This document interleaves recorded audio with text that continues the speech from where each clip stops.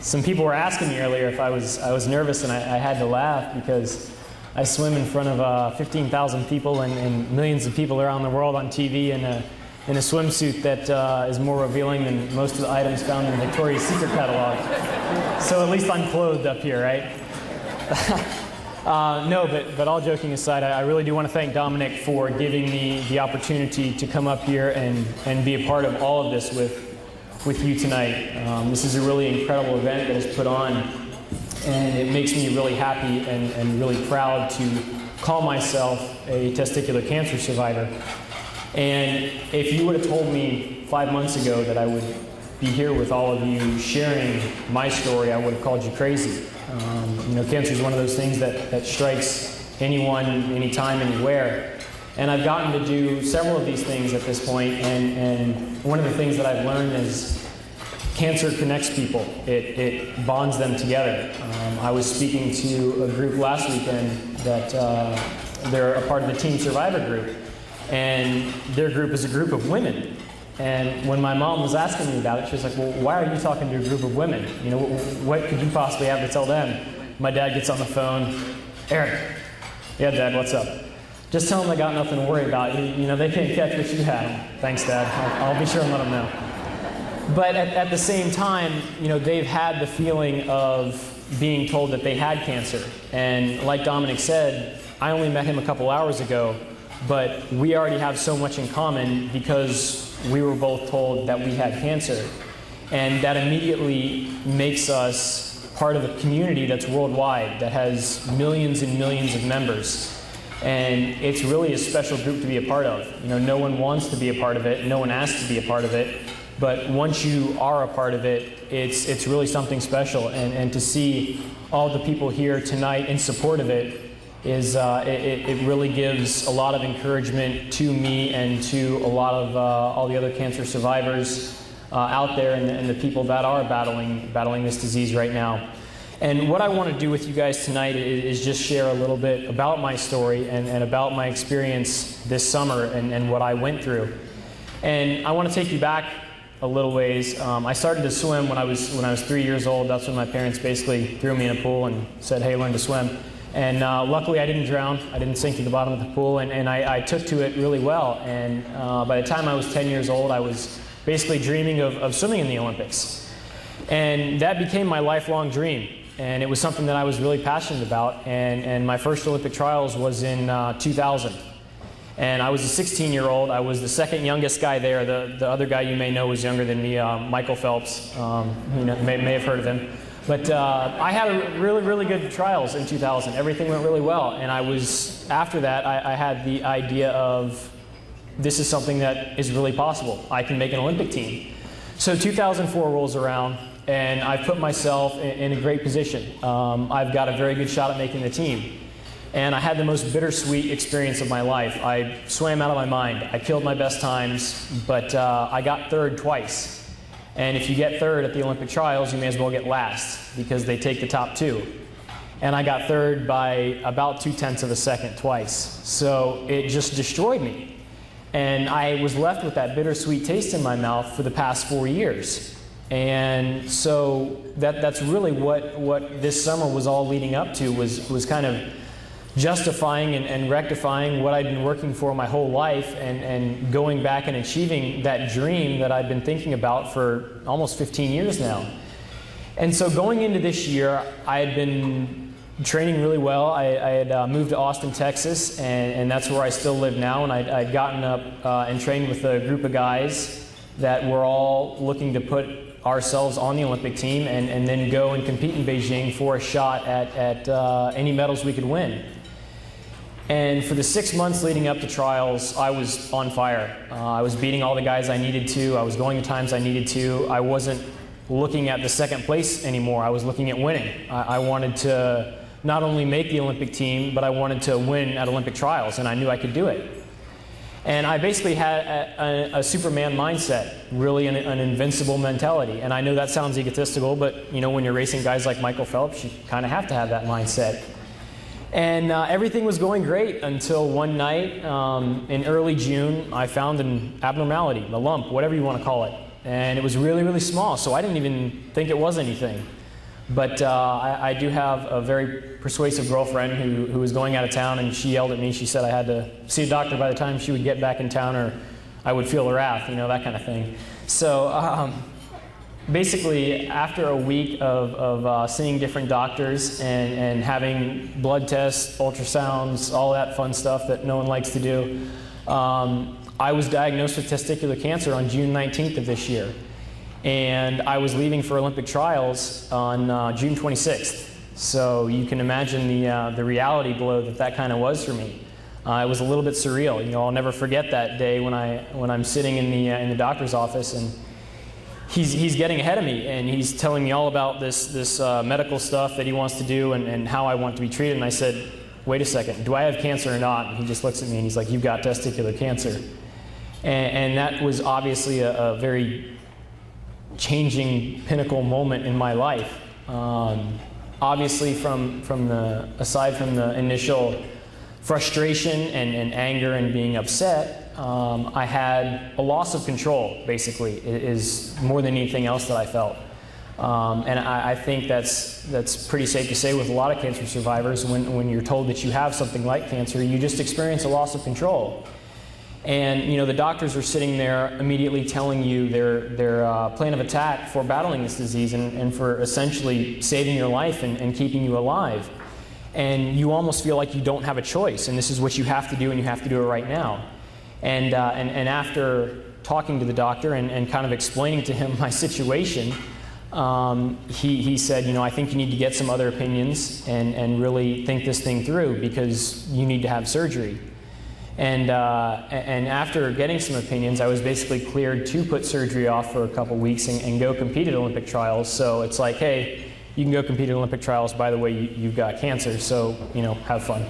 Thanks, guys. So I went to Olympic trials basically with an 800-pound gorilla in the form of cancer on my back, and no one knew about it except my close family and friends.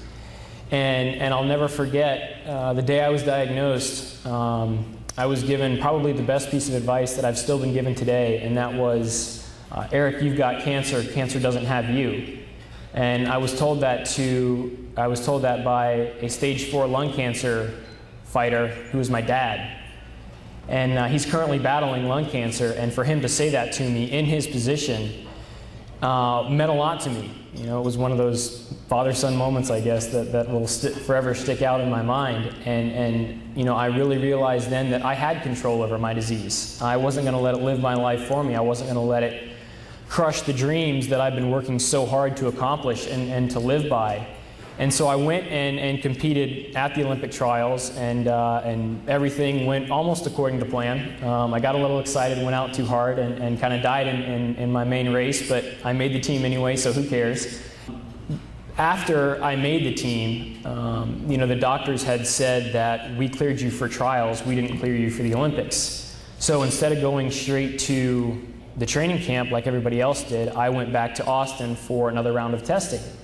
And at this point, none of the doctors told me, we support putting off surgery for another 8 weeks. We just can't do that. It's just not medically wise. But we know that you have caught this at a very, very early stage, and that as far as we can tell, it hasn't spread to any other part of your body.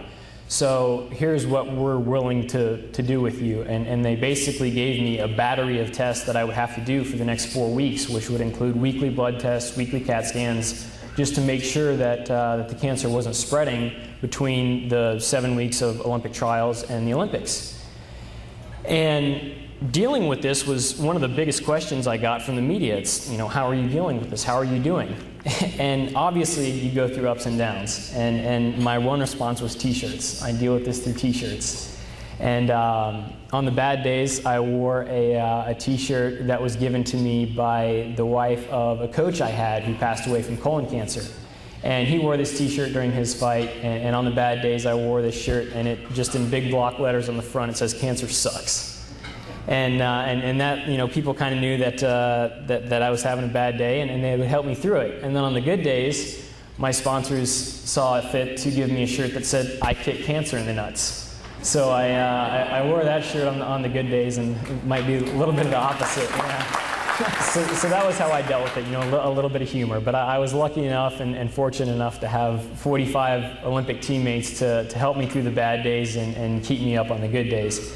So I was cleared to go compete at the Olympics, and that was my dream come true, was to compete in the Olympic Games. And you know, it didn't go all according to plan. I did do a best time. I unfortunately missed out on the final heat. I made it to semifinals, but failed to qualify by a tenth of a second for that final heat. And as soon as I finished, a reporter asked me if I was disappointed. And I thought about it for a second, and it crept through my mind that I was a little bit. And then I told him, I just swam a personal best time, the fastest I ever have before, on the biggest stage in the world, at the biggest Olympics in the world, and I did it all with cancer.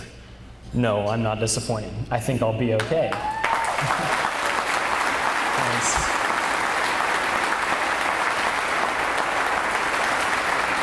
And his next question was, well, what's next for you? And it's like, well, you know what's next for me. You know, I got to beat cancer now. And when I said that I have to beat cancer now, it was almost a very, I guess, a realization was that I didn't have to concentrate on swimming anymore. The next stage in my life is dealing with cancer. And so I went home, and on August 26th, I had an orchiectomy done that went very well. And on September 19th, I was declared cancer-free and have been living cancer-free ever since then. So that was, yeah, that's one of the biggest things in my life, for sure.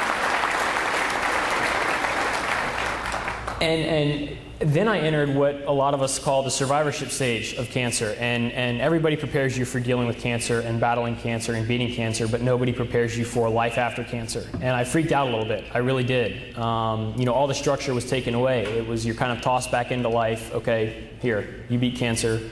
It may come back, but here, start. And really what I want to stress to, I guess, the people in this room, because you are so involved in the fight against cancer, is Dominic and I were talking about it a little bit earlier, and it's really the awareness, especially for testicular cancer. There's a huge stigma that surrounds cancer. People cringe when they say the word cancer. They think of death and all these horrible things, and cancer is horrible. But as I said, you can get positive things out of it, and it can bring good out of people. And then when you add the word testicular in front of cancer, people just, you know, they'd rather go to the dentist than talk about it. It's just awful. You know, they just cringe when they, oh, testicular cancer, that's terrible. You know, they can't even say it. And that's something that we have to remove. We have to work on removing that stigma, because early detection is key. That's why I was cured so quickly, was because I found it so early. And I'm guilty of this, but most men, and be honest with yourselves, as soon as you hear a rattle in your car, you're going to take it to get fixed. But when it comes to your body, you could care less. You're going to put off seeing the doctor for as long as possible. And like I said, I'm guilty of that too, but fortunately this was one instance where I didn't do that. And that's one thing that we have to change. And you know, it was touched on a little bit earlier, the medications and the treatments we have now are great. Obviously they can be improved, but they work. They save people's lives. And they do it through early detection. They do it for the people who are found it early enough. The reason we don't have a cure, and it's in a basic sense to me, is that cancer does what it wants. It's very unpredictable. And to win that battle, we just have to help people that are fighting cancer to take back that control that it takes from them. And you do that very simply through information, I think. I was given a wealth of information right when I was diagnosed, and I was able to take control of my situation, knowing what I knew and not letting it live my life for me, because I had a well-informed medical staff giving me decisions and advice about what they think I should do. And it was all about information. And it's the easiest thing. It's the biggest weapon we have against the battle against cancer. And I think that's one of the easiest and biggest things we can do in this fight. And so I just encourage all of you to continue your support in the cancer battle and the cancer awareness.